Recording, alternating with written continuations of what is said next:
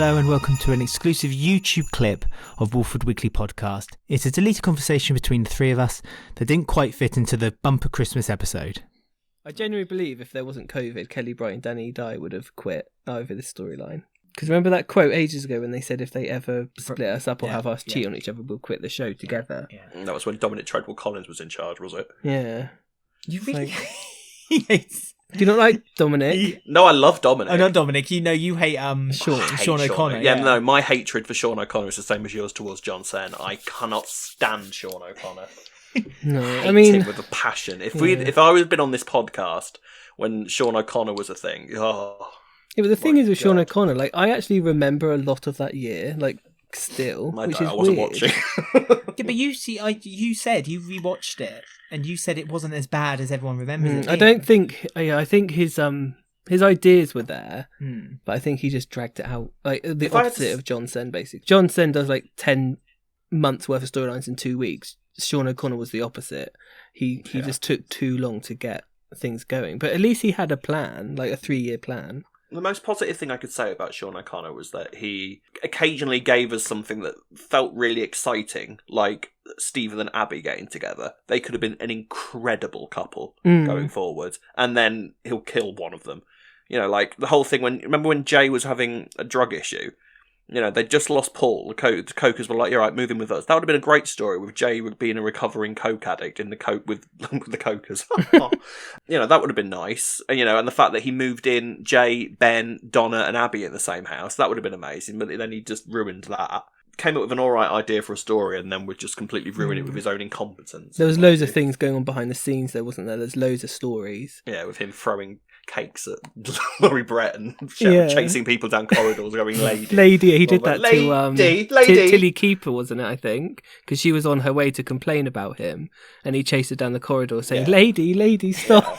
I didn't know this. About him, yeah. About him, yeah, no. I read it was stories. Laurie. I read it was Laurie Brett that he did that too. It might have been because wasn't she in a wheelchair? She was in a wheelchair. Just imagine Laurie Brett chasing Laurie Brett down the corridor while she's wheeling herself away. Yeah, because he was going to kill her off, wasn't he, instead of Steve? He was going to kill off. Mind you, he was going to kill off Billy at some point, which would have pleased Alex no end. The guy who I talked to, who runs a EastEnders YouTube channel, emailed his agent with some questions. And Sean O'Connor replied. He did it months ago, but he took ages to reply. And he said that he never planned to kill Billy. He said like a few things on that thing. It was really interesting.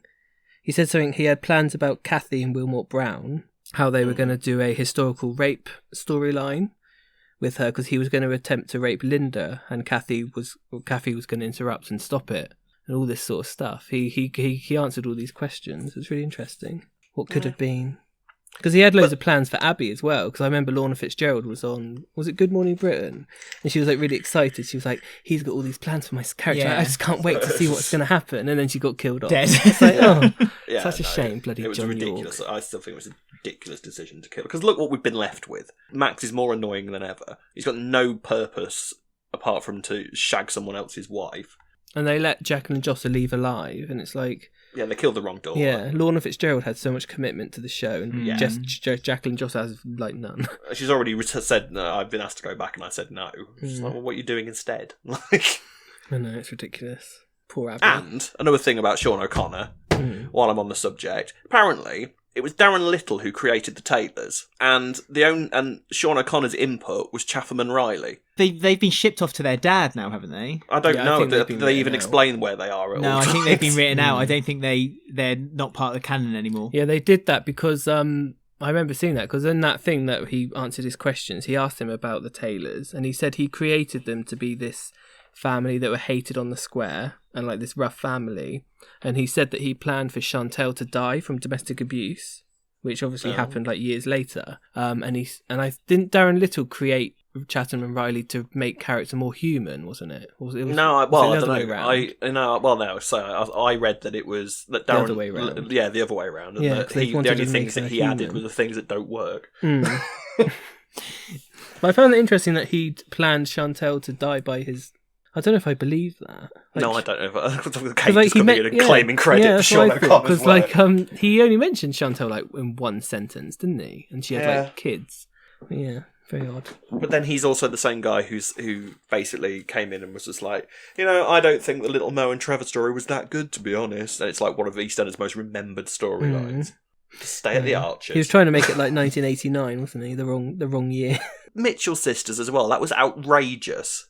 Yeah, I know. There was no point in that. Like, it was so stupid. it was so disrespectful to not only the actresses but to the audience as well. And it was literally just him being arrogant and deciding that the fact that he turned around and said the sentence, "Can you really imagine Ronnie and Roxy leaving in a taxi?" What, like how they arrived, you mean? Plus, it's just lazy storytelling. It was awful. I know. John York didn't do any better in his second time, but he was didn't. really It was good the really first boring time. era, wasn't it? I know it wasn't that. Like Hayley was a good character, but her story went not even in circles. It went in little mini circles for like months. And Stuart. The same as what they've done with Callum and Ben now. Just the same circles again and again and again. I didn't mind John York's second go. I genuinely believe that it was just to help build it up again for the new executive producer to then hopefully not destroy it.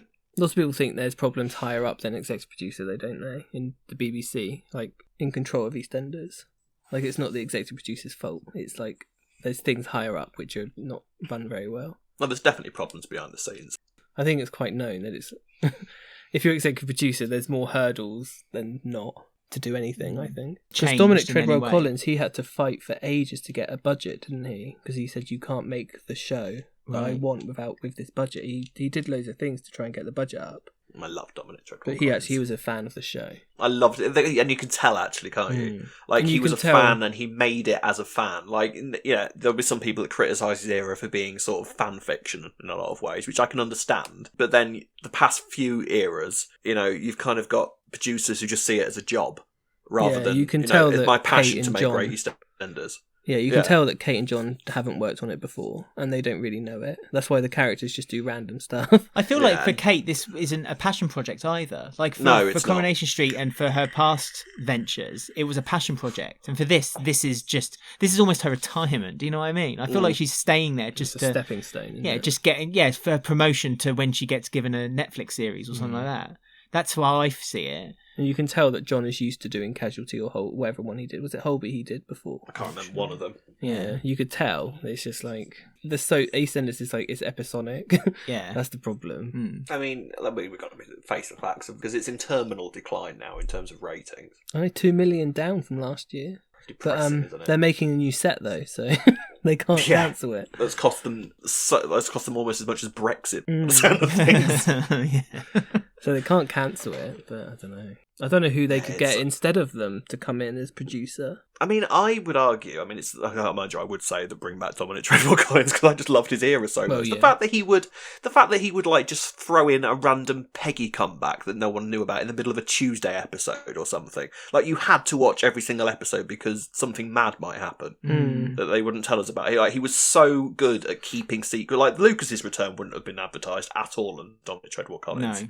Because it wasn't. I don't think it was when he did a Lucas return, was it? No, he just turned up, and Jordan Lucas just appeared from nowhere, and I love that kind of. I love being surprised. Was it him who had the Jane return as well that no one knew about? She just and all she did is walk in through the Bill back door. It wasn't even a big return. It was like, oh hi everyone, I'm back. And the Jack return was his as well, and no one knew that Jack was coming back. It needs more surprises, and it needs more. I don't think they can get the talent though. I don't think they can physically get people to return. But is that because that's why they recast them all the time? But is that because of the declining figures? Yeah, I think people don't want to. No one wants to return to it. Sinking like Charlie Brooks, for example. I mean, it's the genre of soap though. In the same time, like soap as a genre is just not as interesting to people now as it used to be. Not EastEnders at the moment is at its lowest ebb, but then I wouldn't. None of the soaps are exactly in a strong period at the moment. Corrie's not brilliant at the minute. I've heard that Emmerdale is abysmal at the moment, and Hollyoaks is Hollyoaks. It's. Well, Hollyoaks had Murder by Mince Pie this year, so it's very close to EastEnders. It's closer than you think, That was so funny. He murdered someone with poison mince pie. But he wasn't meant to have the mince pie. He's meant to give it to his son, you see. And he ate it. But then someone walked in, knocked the tray on the floor. No one noticed it. Put the mince pies back on the counter, and then he ate it. He had his own poisoned mince pie. So Tony's dad killed himself. So we joke that EastEnders is like Hollyoaks, but scaringly, it's very similar. Very similar. Yeah, so it's essentially the mince pie version of the parachuting murder. Oh, I love that. I know you do. That's why I mentioned it. Alex said I can't find it online. It's not online should be anywhere. on YouTube. No, it's too gritty. Too gritty for YouTube. I remember watching it and I was just shocked. It was a lesbian as well, so she was gay, of course, so she had to die. If you're a lesbian on any soap, you are going to die. Kill your gay. Kill the gay, exactly. See, I've got a whole theory about that, and I like if either Callum or Ben, like Callum's probably going to die at some point, and it's to me, it's because they do these stories with gays that makes them like they've had to battle through so much inner emotion that they would never dump each other because they've turned gays into some sort of angst-ridden bullshit. And like that means that like there's no realistic way for them to break up, so one of them has to die. And there you go. There you go. Anyway, Merry Christmas, Rob. And you. Hope you had a good one. Have a good New Year. If we don't speak to you again, I'll talk to you next year. I guess. You will speak to. Oh yeah. Well, not this year. I won't. Oh yeah. Yeah. 2021 to look forward to. Yeah. Woo. Thank you for listening. You can listen to another episode or watch our spoiler cast by clicking on any of the links on the video. You can also listen to our podcast on any of your favourite podcast apps, including Spotify, Apple Podcasts and Podbean. And follow us on Twitter, Instagram and Facebook by searching Wolfwood Weekly Podcast.